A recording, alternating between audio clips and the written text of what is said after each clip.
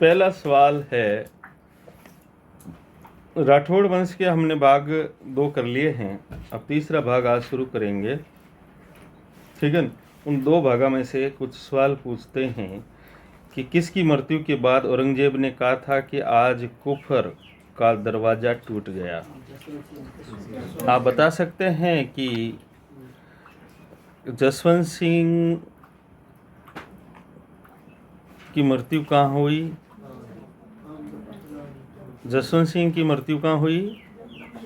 जमरूद में। ठीक है, एक सवाल और, राई का बाग कहाँ है? किसने बनाया? जसवंत देव। Very good. अब बताओ भाई, एक और चीज अगर आप बता सकते हो तो बता दो। भाषा भूषण किताब किसने लिखी? किसने लिखी रे? जसवंत सिंह जी ने। चलिए, वेरी गुड। दूसरा एक और चीज बताइए, मारवाड़ महाराणा प्रताप का पथ प्रदर्शक मारवाड़ के। गुड, चंद्रसेन। Very good. चलिए, किस फारसी ग्रंथ में मतलब के जगत गुसाई या मानीबाई का उल्लेख मिलता है? उमरा ए हनूद। Very good, very good, good. उमरा ए हनूद। एक और चीज शब्द है लास्ट पुनर्स्मरण के लिए, वो ये हैं, बख्शी सलावत खां का संबंध। बख्शी सलावत खां, इसका हमने किस संदर्भ में पढ़ा था? क्या किया था इसने? अच्छा, चलिए, एक लास्ट सवाल, जहांगीर ने, किसने? हाँ, जहांगीर ने दलथंबन की उपाधि किसको दी? दलथंबन की उपाधि किसको दी? Good, good, very good, very good. चलिए, और साई दाग से भी उनको मुक्त कर दिया गया। Very good. अच्छा, ये बताइए, गज सिंह जी के 2 पुत्र थे और जसवंत सिंह। अमर सिंह छोटा था कि जसवंत सिंह? जसवंत सिंह छोटा था। तो अमर सिंह को नागौर किसने दिया? अमर सिंह को नागौर किसने दिया? शाहजहां ने। हाँ, शाहजहां। मतिरे की राड़ तो आपको याद है ही। लास्ट अंतिम प्रश्न मेरा आपसे है, धर्मत का युद्ध कब हुआ था? कब? 1658। कब? कब? कब? अप्रैल में। इतना तो ध्यान रखना पड़ेगा दादा, अप्रैल, क्योंकि एक्चुअली में उत्तराधिकार के युद्ध सारे 1658 में ही लड़े गए थे। मैक्सिमम 1658 में ही लड़े गए थे। आपको याद रखना पड़ेगा, अप्रैल 1658। ठीक है ना? अच्छा, इसी संदर्भ में आता है उदयपुर रानी।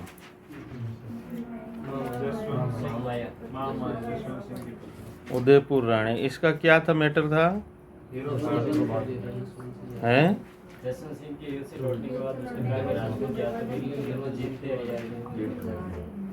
Very good, very good, very good. अंतिम बात, मोहनोत नैणसी किसके दरबार में थे? जसवंत सिंह के दरबार में थे। वेरी गुड, ये पुनरावलोकन हमारा हो गया है। अब हम बात करेंगे अजीत सिंह के बारे में। किसके बारे में? अजीत सिंह के बारे में बात करेंगे। चलिए, अजीत सिंह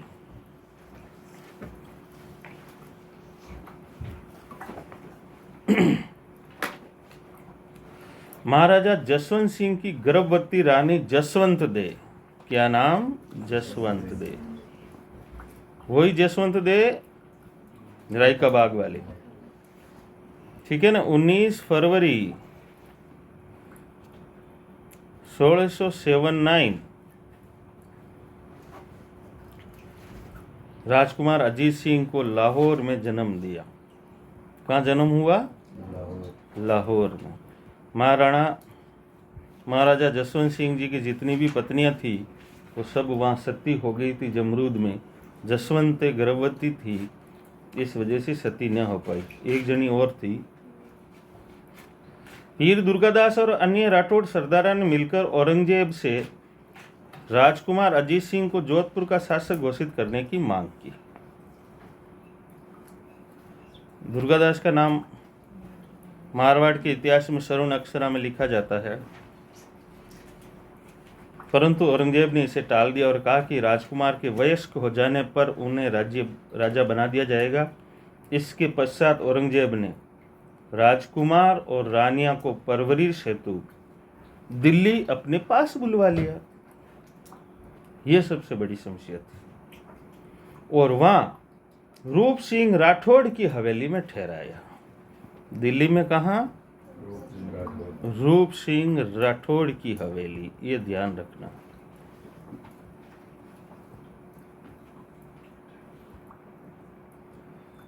औरंगजेब की मंशा राजकुमार को समाप्त कर जोधपुर राज्य को हमेशा के लिए हड़पने की थी। वीर दुर्गादास औरंगजेब की मंशा को समझ गए। वे अन्य सरदारों के साथ मिलकर चतुरता से राजकुमार अजीत सिंह और रानिया को बाघेली नामक महिला, किसकी?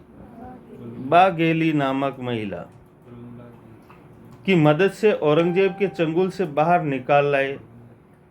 वीर दुर्गादास, गोराधाई, मुकुंददास खिची,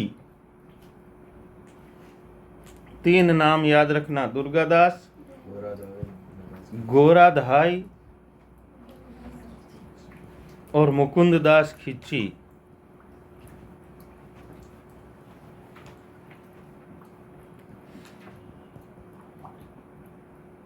उन्हें चुपके से दिल्ली से निकालकर सिरोही राज्य के कालिंद्री मंदिर में छिपा दिया। ये भी ध्यान रखना, कालिंद्री मंदिर सिरोही में, वहां छुपा दिया। जयदेव नामक ब्राह्मण के घर उनकी परवरिश की गई। जयदेव पंडित जी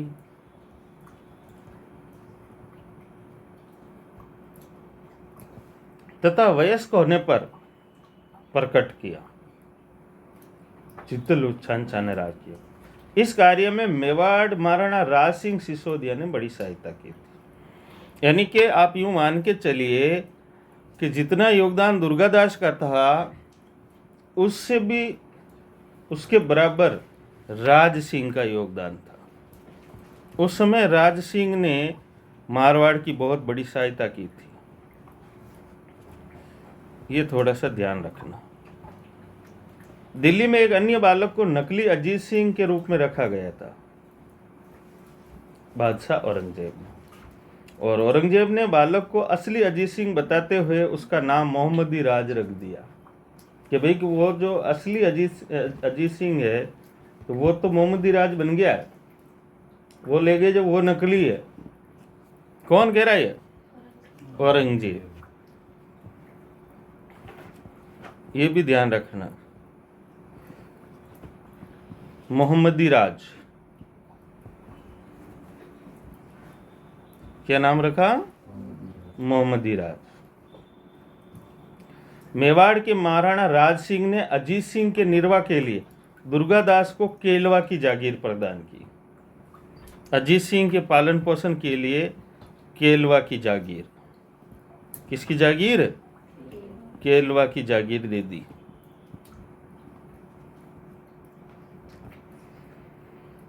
दुर्गादास के प्रयत्न से 1707 में फिर से मारवाड़ राज्य प्राप्त हो गया, किंतु कुछ समय बाद ही अजीत सिंह ने दुर्गादास को देश निकाला दे दिया गया। ये तो होना ही था, क्योंकि जो परवरिश करने वाला होता है इसमें एक्चुअली ना तो अजीत सिंह का दोष है ना दुर्गादास का दोष होता है। ये एक्चुअली में रिश्ता का दोष होता है।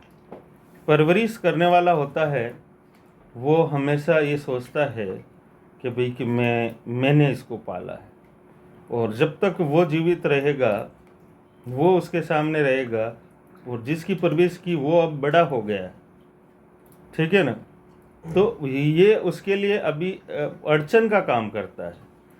तो इसने दुर्गादास को बाहर निकाल दिया। यही क्यों? अकबर ने भी तो अपने बैरम खां को बाहर कर दिया था, ठीक है ना।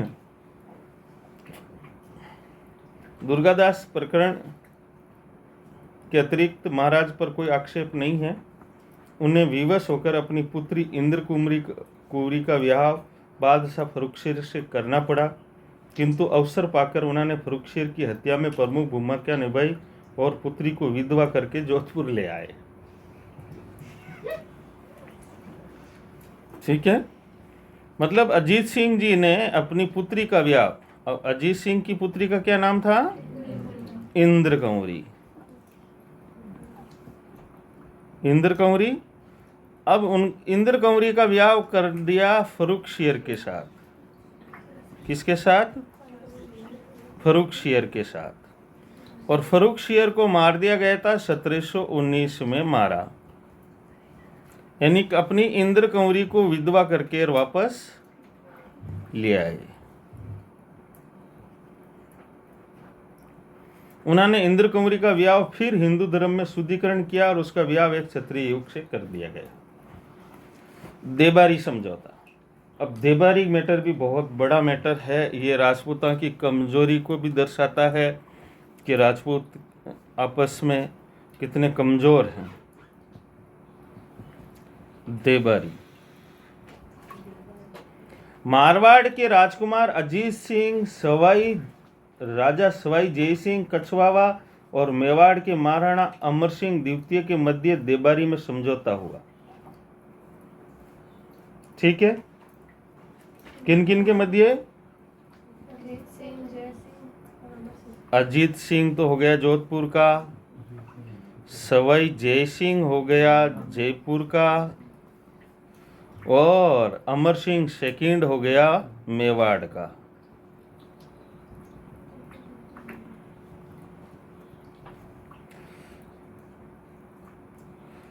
जिसके अनुसार अजीत सिंह को मारवाड़, सवाई जय सिंह को आमेर में प्रतिस्थापित करने और महाराणा अमर सिंह की पुत्री का विवाह सवाई जय सिंह से करने और इस विवाह से जन्म लेने वाले पुत्र को सवाई जय सिंह का उत्तराधिकारी घोषित करने की सहमति बनी।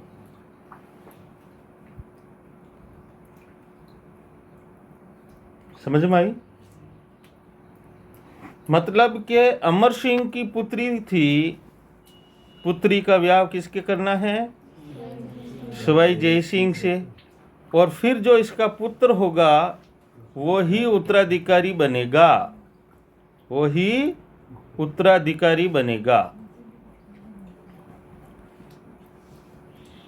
और ये बड़ा लफड़ा भी पैदा होता है इस समझौते की वजह से। चलिए कुछ बातें अजीत सिंह जी के बारे में। अजीत सिंह धर्मपरायण राजा थे। उन्होंने गुण सागर, दुर्गा पाठ भाषा, निर्वाण दुआ, अजीत सिंह रा कैया दुआ तथा गज उदार नामक ग्रंथों की रचना की। यानी कि अजीत सिंह ने काफी ग्रंथ भी रचे। बाप ने भी रचे हैं। महाराजा के लिखे कई गीत भी मिलते हैं। 23 जुलाई 1724 को महाराजा अजीत सिंह की पुत्र बख्त सिंह ने हत्या कर दी। अजीत सिंह की हत्या किसने कर दी? भगत सिंह। भगत सिंह।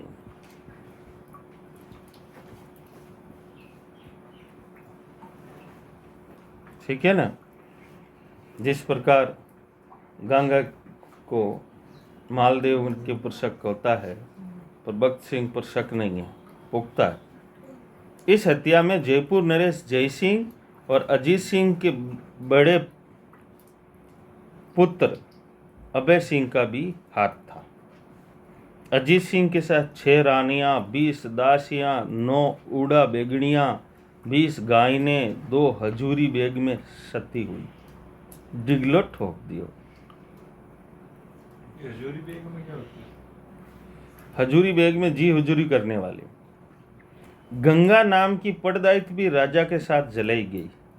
उसकी भी राजा के साथ हत्या हुई थी। गंगा नाम की पड़दायित राजा के साथ जलाई गई। नौकरानी हंड सती रहती है सब।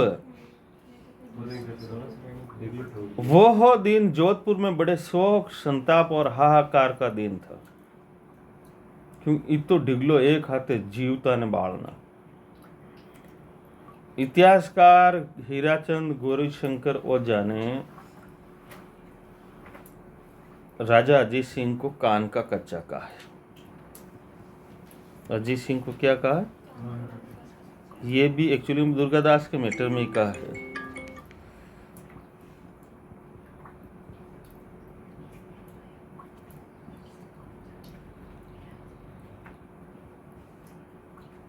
कान का।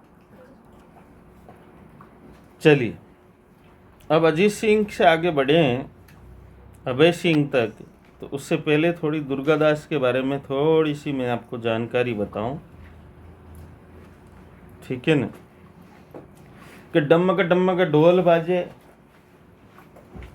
डमक दे दे थाप नंगाड़ारी, आशारे घर दुर्गोनी हो तो सुन्नत होती सारारी। सुन्नत है नहीं मुसलमान,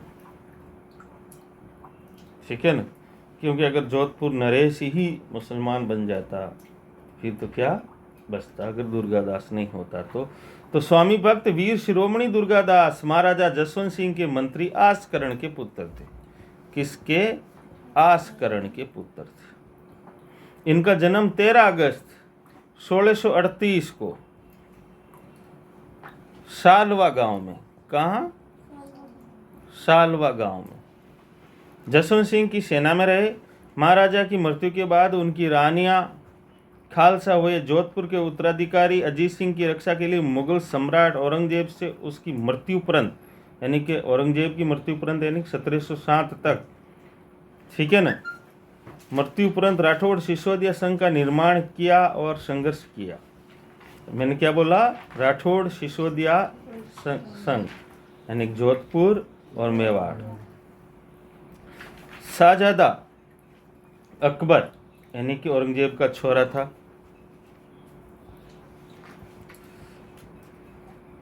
अकबर को औरंगजेब के विरुद्ध सहायता दी, ठीक है ना। और शाहजादा के पुत्र पुत्री, क्योंकि अकबर फिर यहाँ से भाग गया था औरंगजेब के डर की वजह से, तो उसके पुत्र और पुत्री का ध्यान याद रखना। बुलंद अख्तर बख्तियुनिसा शफीउनुत्तुसा। हालांकि इनके नाम वो लेते कैसे थे? सफ़ी येतु निसा, ये एक ही लड़की का नाम है। उनकी इस्लामोचित शिक्षा देकर मित्र धर्म निभाया और सहिष्णुता का परिचय दिया। अंत में महाराजा अजीत सिंह से अनबन होने पर सकुटुंब मेवाड़ चला गया और अपने स्वावलंबी होने का परिचय दिया। दुर्गादास की मृत्यु उज्जैन में 1718 में हुई। उसकी वीरता और साहस के गुणगान में मारवाड़ में ये उक्ति प्रचलित है, मायड़ ऐसा पूत जन जैसा दुर्गादास। जेम्स टाड ने उसे राठौड़ा का यूलिसेस कहा है। राठौड़ा का यूलिसेस।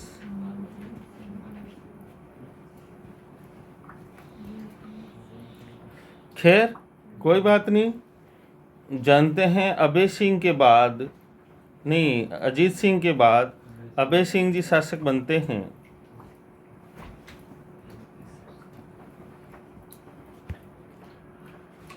अभय सिंह जी महाराणा अजीत सिंह के पुत्र थे, जो 1724 में मारवाड़ का शासक बना। 1734 ईस्वी में महाराजा ने हुरडा सम्मेलन में भाग लिया था। तो इस समय की बात है, हुरडा सम्मेलन जो करवाया था सवाई जय सिंह ने,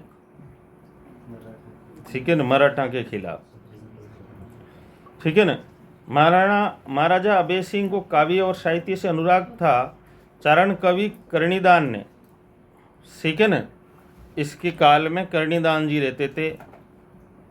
कर्णिदान ने सूरज प्रकाश की रचना की थी। किसकी? सूरज प्रकाश, ये ध्यान रखना। और भट्ट जगजीवन ने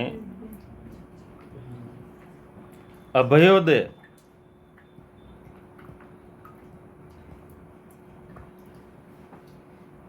और वीर भाण ने राजरूपक,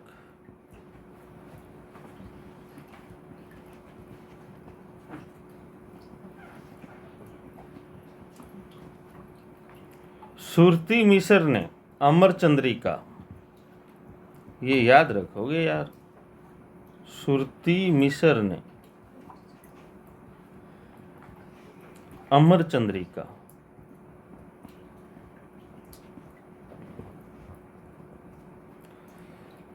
सत्रह सौ 49 ईस्वी में इसकी मृत्यु हो गई थी। अभय सिंह के बाद उसका छोटा भाई बख्त सिंह मारवाड़ का महाराजा बना। वो वही बख्त सिंह है जिसने अपने बाप अजीत सिंह को मारा था, ठीक है ना। और ये वही अभय सिंह है जिनके काल में खेजड़ली हुआ था। इन्हीं अभय सिंह के नेतृत्व में काल में खेजड़ली हुआ था। खेजड़ली का खडाना हुआ था। क्या हुआ था? खडाना। खडाना उसे पता, वृक्षा के लिए बलिदान देना खडाना कहलाता है। वृक्षा के लिए बलिदान देना खडाना कहलाता है। खैर,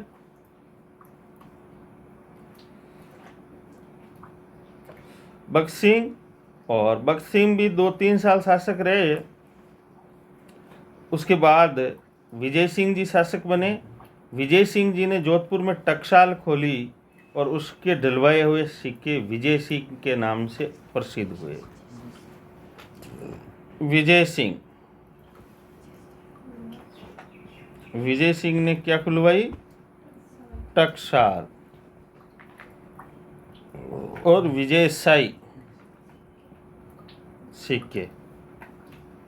विजय सिंह पर अपनी पासवान गुलाब राय का अत्यधिक प्रभाव था। वेरी गुड, विजय सिंह जी गुलाब राय पासवान, यानी जैसे कि जहांगीर पर किसका प्रभाव था? नूरजहां का प्रभाव था जहांगीर पर, उसी तरह विजय सिंह पर गुलाब राय का, ठीक है ना। इसलिए कवि वीर विनोद के रचनाकार कौन हैं? श्यामल दास, जिसने विजय सिंह को जहांगीर का नमूना कहा है। मेड़ता के पास डंगा नामक स्थान है, वहाँ सिंधिया का सेनानायक, सिंधिया यानी मराठे का सेनानायक डी बोइन ने जोधपुर के शासक विजय सिंह राठौड़ की सेना को पराजित किया और युद्ध के परिणाम स्वरूप सांबर की संधि हुई, जिसके अनुसार अजमेर शहर और दुर्ग और 60 लाख रुपये मराठा को देना निश्चित हुआ और राठौड़ सेना को भयंकर क्षति उठानी पड़ी और मल्लोबन टूट गया। तो ये विजय सिंह के समय की सबसे बड़ी दुर्घटना है एक, वो है डंगा का युद्ध। किसका युद्ध? डंगा का युद्ध, जो हुआ है 1790 में, ठीक है ना। 1790 में सिंधिया की सेना थी और उसका सेना नायक था डी बोयन, ठीक है। और फिर संधि हुई, संधि को बोलते हैं सांबर की संधि।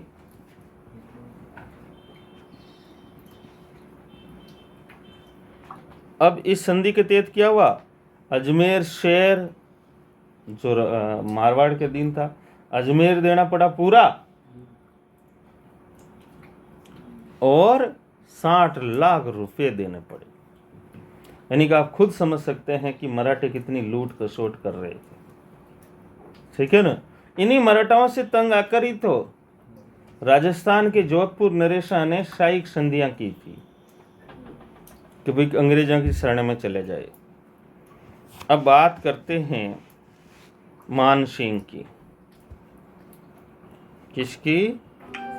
मान सिंह की।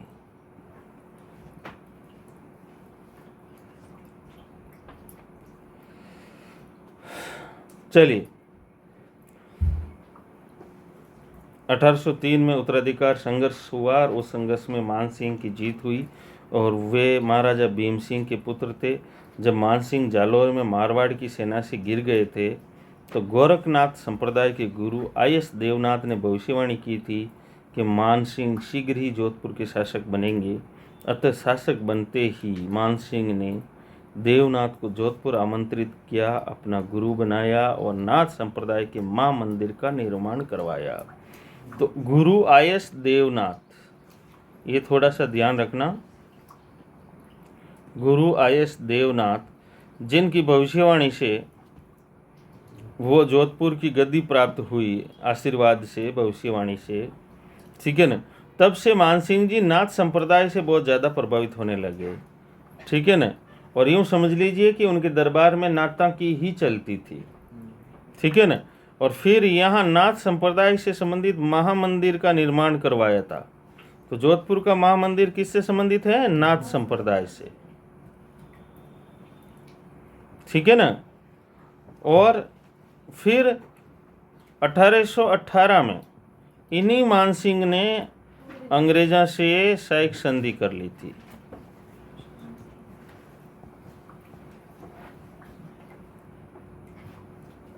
समझ में आई मेरी बात? गुड। अब बात करते हैं तखत सिंह की। उसके बाद तखत सिंह जी हुए। तखत सिंह ने जो राजपूत जाति में होने वाले कन्यावध को रोकने के लिए कठोर आज्ञाएं प्रसारित की और ऐसी आज्ञाओं को पत्थर पर खुदवाकर मारवाड़ के तमाम किलों के द्वारों पर लगवा दिया और चारणा को दी जाने वाली लागें भी नियत कर दी गई। और अजमेर के मेयो कॉलेज की स्थापना के समय 1 लाख रुपये का चंदा दिया। यानी कि तखत सिंह जी वास्तव में बहुत ही आधुनिक विचारों वाले व्यक्ति थे। तखत सिंह, ठीक है ना, उदार थे, आधुनिक विचार थे।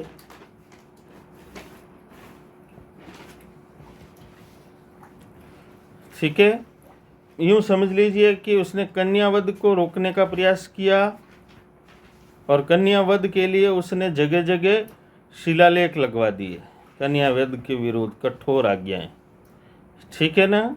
दूसरा काम, इसने चारणा को दी जाने वाली जो निश्चित लाग थी को निश्चित कर दिया, चारणा की लाग को निश्चित कर दिया। तीसरी बात, मेयो कॉलेज की स्थापना में उसने 1 लाख रुपये दिए थे। ये तो बहुत बढ़िया बात है यार। ये तखत सिंह जी। फिर जसवंत सिंह जी द्वितीय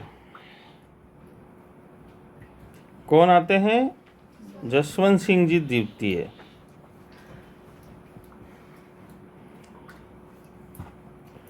जसवंत महाराजा तखत सिंह के 2 पुत्र थे। महाराजा की प्यारी मुस्लिम रखेल का नाम अनारा था और अनारा की इच्छा के कारण ही महाराजा तखत सिंह ने अपने छोटे पुत्र जसवंत सिंह को जोधपुर का महाराजा बनाया। यानी कि एक्चुअली में यूं समझ लो कि तखत सिंह की एक बेगम थी, अनारा बेगम, ठीक है ना, अनारा बेगम। और उसकी सिफारिश पर ही छोटा होते हुए भी, जबकि ज्येष्ठाधिकार का उल्लंघन हुआ है, छोटा होते हुए भी जसवंत सिंह जी सेकंड को बनाया गया। उन्होंने 1892 ईस्वी में जसवंत सागर का निर्माण करवाया, पिचिया का बांध। इन जसवंत सिंह जी ने जसवंत सागर का निर्माण करवाया।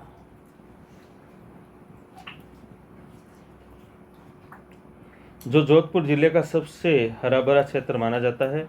जोधपुर में स्थित जुबली कोर्ट परिसर का निर्माण जसवंत सिंह के प्रधानमंत्री प्रताप सिंह ने करवाया था। एक जुबली कोर्ट का भी नाम याद रखना, जुबली कोर्ट जो प्रताप सिंह ने करवाया था, जो जसवंत सिंह जी का प्रधानमंत्री था। ये महारानी विक्टोरिया के शासन के 50 वर्ष पूरे होने की प्रशंसा में स्थापित किया गया था। अब परीक्षा में ये प्रश्न पूछा जा सकता है कि जोधपुर का जुबली कोर्ट क्यों? हाँ, इसका विक्टोरिया का 50 साल पूरे, विक्टोरिया के 50 साल।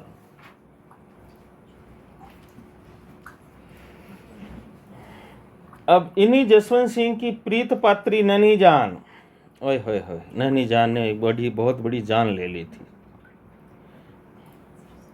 प्रेयसी थी ननी जान, ओए होए, ननी जान ने बड़ी जानें निकाली थी। जोधपुर में अत्यंत प्रभावशाली महिला थी। एक बार महर्षि दयानंद सरस्वती वहाँ जोधपुर आए थे, फिर उन्होंने जसवंत सिंह जी का प्यार ननी जान के साथ देखा था, तो जसवंत सिंह जी को कहा कि ननी जान रे चक्कर में कहीं पड़ी हो तो ननी जान सुबह दूध रे महीने एड़ो मामलो पी ले के खड़बड़ी जगह दयानंद सरस्वती और मर गए। ठीक है ना। तो ननी जान ने अपना रसोया था गोड मिश्र, गोड मिश्र, ठीक है ना।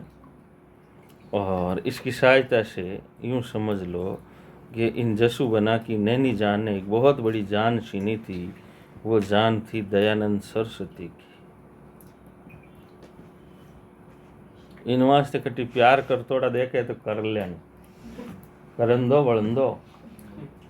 हाँ, अपने अड़ी गिर मोल नी लेनी। फिर सरदार सिंह जी का नंबर आता है। सरदार सिंह जी, क्या नाम? सरदार सिंह।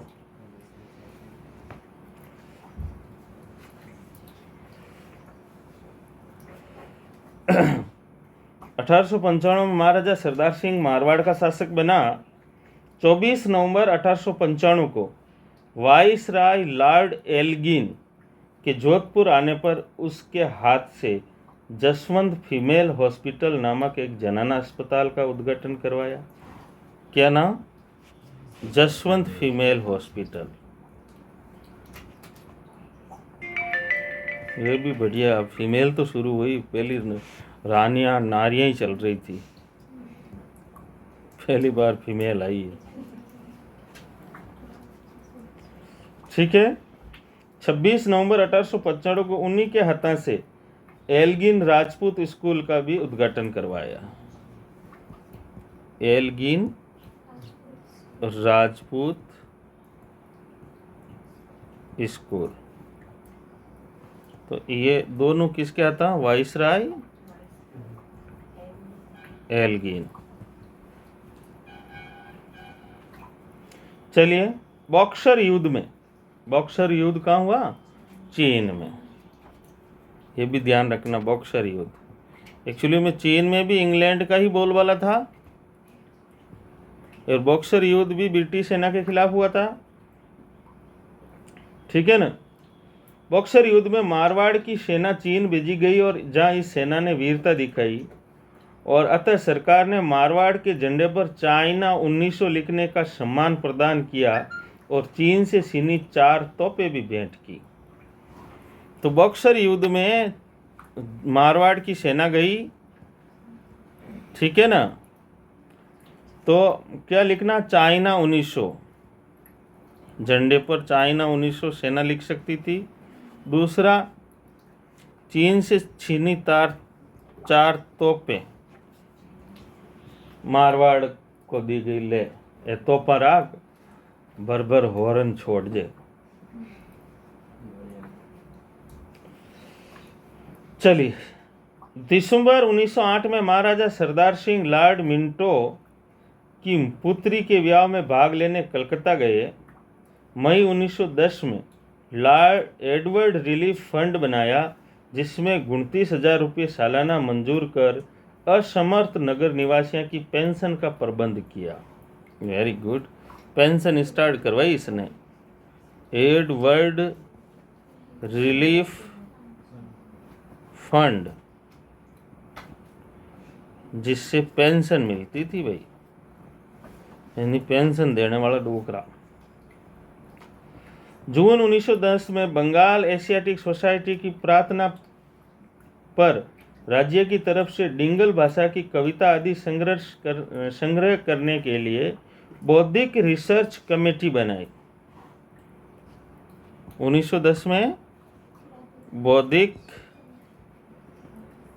रिसर्च कमेटी बनाई, ये भी ध्यान रखना,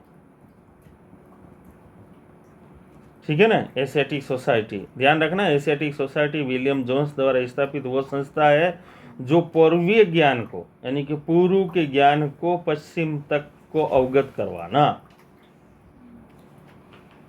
चलिए, 1911 में उनकी मृत्यु हो गई।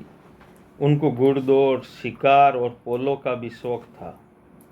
उनके शौक के कारण ही जोधपुर उस समय पोलो का घर कहलाता था। एक्चुअली में सरदार सिंह के समय ही जोधपुर पोलो का घर कहलाता था।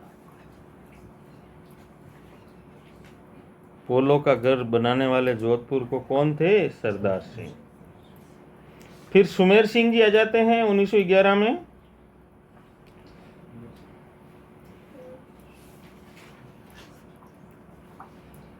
तो सुमेर सिंह जी प्रथम विश्व युद्ध में जोधपुर की सेना को, जोधपुर लांसर्स यानी जोधपुर की एक बटालियन थी, ठीक है ना। जोधपुर राज्य के प्रधानमंत्री सर प्रताप सिंह, महाराजा सुमेर सिंह स्वयं फ्रांस के मोर्चे पर लड़ने के लिए गए थे।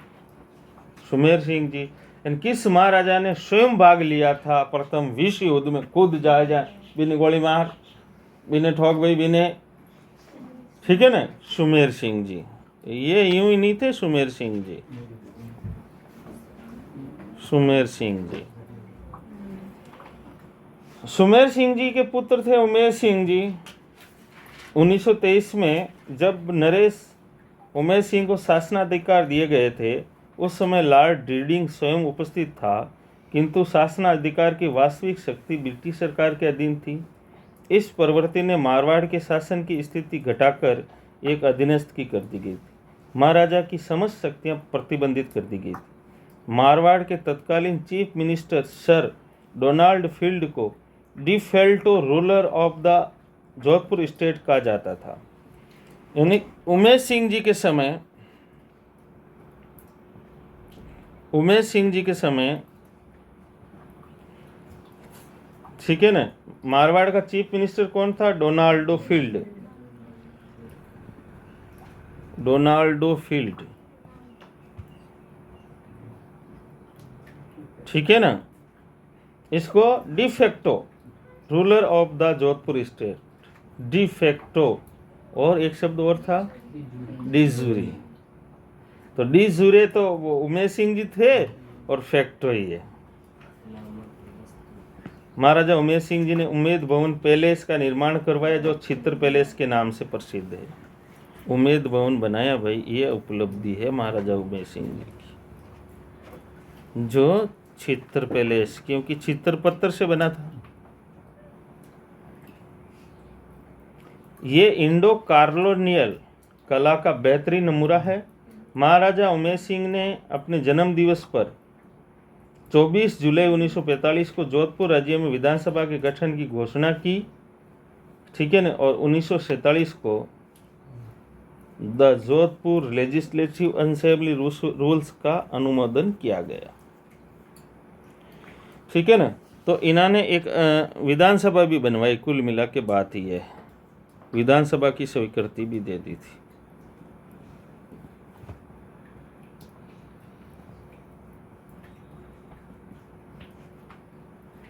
अब महाराजा हनवंत सिंह जी, फिर उसके बाद कोई महाराजा नहीं है, नागरिक बन गए सारे। महाराजा हनुवंत सिंह 21 जून 1947 को उनका पुत्र हनुमंत सिंह जी जोधपुर का महाराजा बनाया गया। इनके समय में देश आज़ाद हुआ, ये तो पता ही है ना। महाराजा हनुमंत सिंह पाकिस्तान के संस्थापक मोहम्मद अली जिन्ना के साथ मिलना चाहते थे, जोधपुर को पाकिस्तान में मिलाना चाहते थे।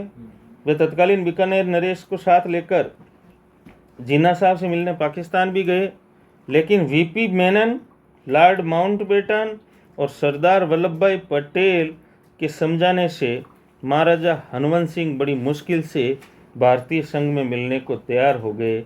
और अब जब मारवाड़ भारत का अंग बन गया तो सभी मारवाड़ के नागरिक भारतीय नागरिक बन गए, और अब भारत का शासन ही मारवाड़ का शासन हो गया।